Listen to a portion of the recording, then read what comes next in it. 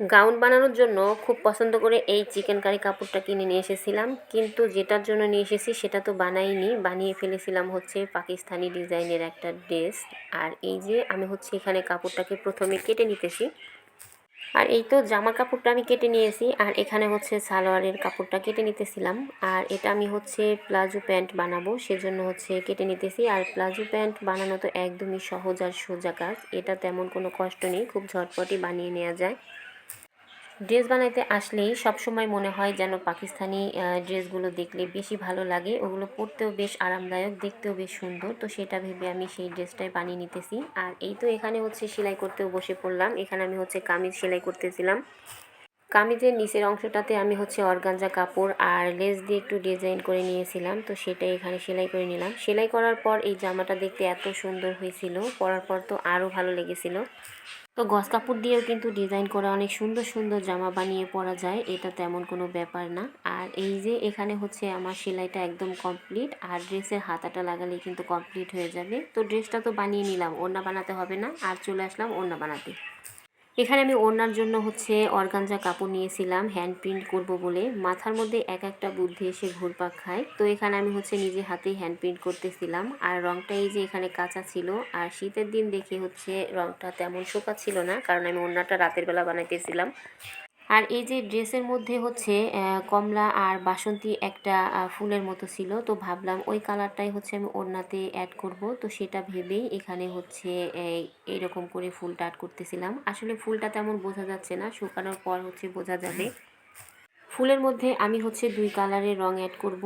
তারপর এই যে অবশেষে ড্রেসটা কিন্তু বানানো একদম কমপ্লিট। সালোয়ারের নিচেও আমি লেস লাগিয়ে দিয়েছিলাম, আর এই লেসটা লাগানোর পর হচ্ছে ড্রেসটা এত সুন্দর লাগতেছিল। বিশেষ করে এই জামার হাতাটা বেশি সুন্দর হয়েছিল। সাদা যে কোনো জিনিসই কিন্তু দেখতে বেশি ভালো লাগে, সেটা হোক বা ড্রেস বা শাড়ি বা অন্য ঘরের যে কোনো জিনিসই হোক না কেন।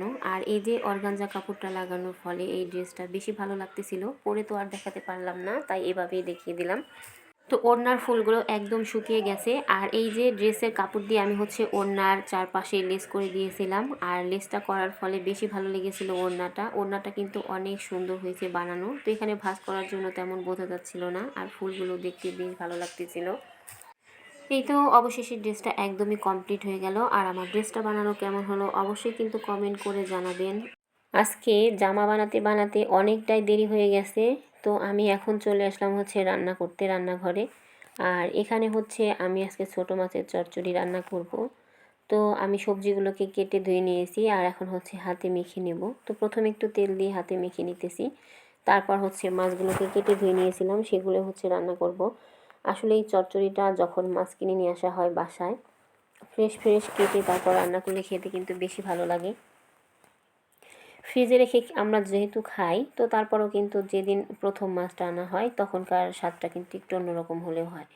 আর এই যে আমি হচ্ছে এখন মাছগুলো দিয়ে দিলাম, আর আরও কিছু পরিমাণ তেল দিয়ে এখন আর একটু হাতে মেখে তারপর রান্নাটা করে নেব।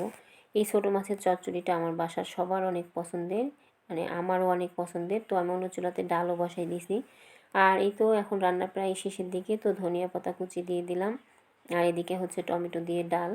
তো আর রাইস কুকারের মধ্যে ভাত রান্না করে নিয়েছি। আর এই দেখেন একদমই রান্নাবান্না সব কমপ্লিট। তো এই যে দুপুরের জন্য হচ্ছে পাতলা ডাল রান্না করেছিলাম টমেটো দিয়ে, আর এই যে একটু ভোটা ডালও রেখেছিলাম, তার সঙ্গে ছিল লেবু আর হচ্ছে গরম গরম ভাত। তো আজ এ পর্যন্তই, সবাই ভালো থাকবেন, সুস্থ থাকবেন, আল্লাহ হাফেজ।